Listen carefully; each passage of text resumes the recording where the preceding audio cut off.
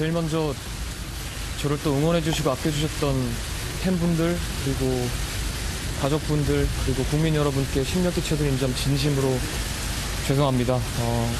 진실되게 또 성실히 조사 잘 받고 나오겠습니다. 죄송합니다. 올린 음란물 본인이 직접 촬영하신 건가요?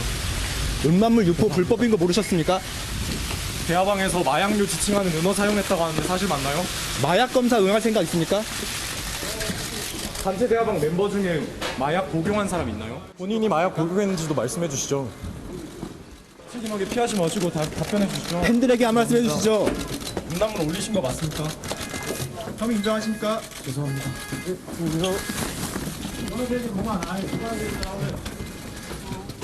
준비해온 입장 말고는 아무런 대답을 하지 않았습니다. 오늘 그러니까 피의자 신분인데 음란물 유포와 관련된 혐의인 거죠. 네. 지금 이게 이제 버닝썬 사태가 처음 불거졌을 때 네. 이제 그 연예인 단톡방이 이제 관심을 집중받았는데 네. 거기에서 각종 뭐 이제 어떤 성매매 알선이 있었다. 또는 마약 범죄를 공모했다.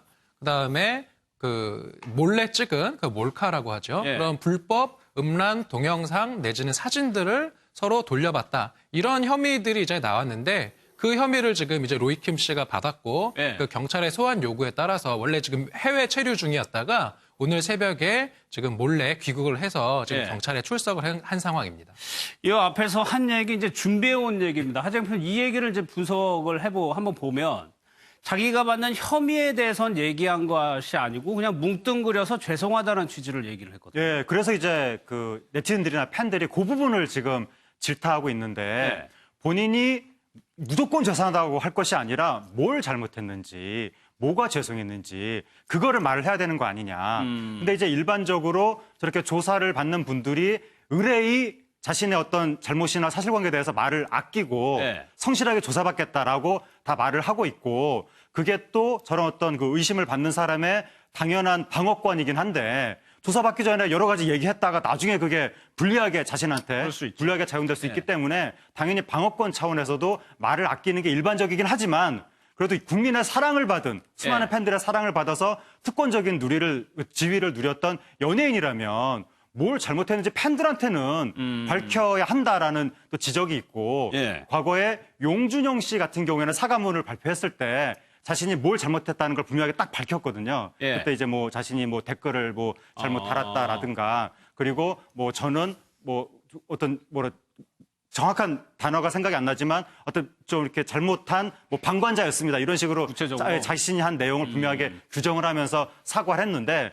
로이킴 씨 같은 경우에는 죄송하다는 말만 있을 뿐이지 그 구체적인 내용, 알맹이가 없다 보니까 그 부분에 대해서 로이킴 씨를 사랑하고 믿었던 팬들 사이에서 조금 아쉽다 이런 반응이 나오고 있습니다. 이현정 의원 이런 정도의 얘기라면 경찰서 들어가서 수사를 받을 때 이게 다퉈보겠다는 취지 아닙니까? 인정을 안 한 거니까? 왜냐하면 이제 혐의 자체가 보면 이게 예를 들어서 이제 단톡방에 들어간다 하더라도 네. 본인이 그냥 그냥 보기만 한 것과 그다음에 네. 본인이 예를 들어서 다른 데 있는 영상을 올린 것과 아니면 본인이 직접 찍어서 올린 거야. 이런 건 상당히 혐의가 크게 차이가 납니다. 이제 그렇다 보니까 본인이 지금 들어가면서도 말을 언급하지 않는 게 그러니까 지금 경찰이 가지고 있는 정보가 또 혐의 내용이 어느 정도인지를 아마 정확히 모를 거예요. 네. 그러니까 그래서 본인이 어느 정도 시인해야 될지 아마 이런 부분에 대한 아직 불확실성이 있을 겁니다. 아마 그걸 좀 다퉈보겠다고 하는 것 같고 그런 상황을 본다면 이제 저 정도의 반응은 저는 뭐 하는 거는 이제 당연하다고 보는데 문제는 사실 이제 본인이 어떤 면에서 보면 지금 일정 정도의 혐의는 분명히 있는 거잖아요. 그러면 사실 지금 제일 중요한 게 뭐냐면